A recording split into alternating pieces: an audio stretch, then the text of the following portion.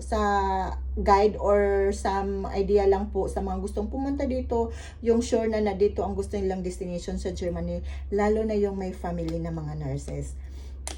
So, ang tanong ni Kabayan ay kung dito na ba daw ako sa Germany nag-aral ng Deutsch or sa Pinas pa lang.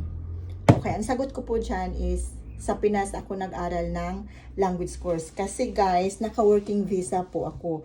And one of the requirements sa working visa is yung language certificate. So, lahat po yun ay online. Then, sa ang agency po ako.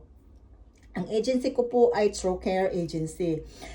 Si TrueCare Agency ay naka-base dito sa Frankfurt, pero may connecting agency sila sa Pinas. So si agency ko po, siya po yung naghanap ng language school para sa akin, naghanap ng employer dito sa Germany, nag-process sa mga papers ko for recognition process, and nag-process ng visa. And dito sa agency na to, wala po akong binayaran. Rather, doon ako nagbayad sa language school. Kasi si school, naghanap sila na parang security fee na hindi ka na lang basta aalis na lang or yung sa in the middle of the training na hindi ka na lang basta aalis, may contract din tayong pipirmahan dyan. So, may legalities po. And, yeah, so, ang language training ay 4 na level po yan. And as far as I remember, each level dati, I pay for 12,000 pesos plus. But don't worry.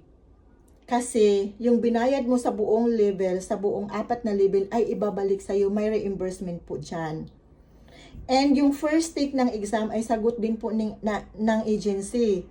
So mas maganda kung makuha mo or mapasa mo ang exam sa first take kasi parang wala ka talagang babayaran. Ang binayaran ko lang po, sarili kong bayad, yun lang, doon lang po sa medical exam. Kasi ang visa processing fee, si agency po ang mabibigay at saka ticket si agency po. So, ang ano na lang ay ang pocket money pagpunta dito and yung sa medical examination fee. So, yun lang po yun. Wala po akong binayaran.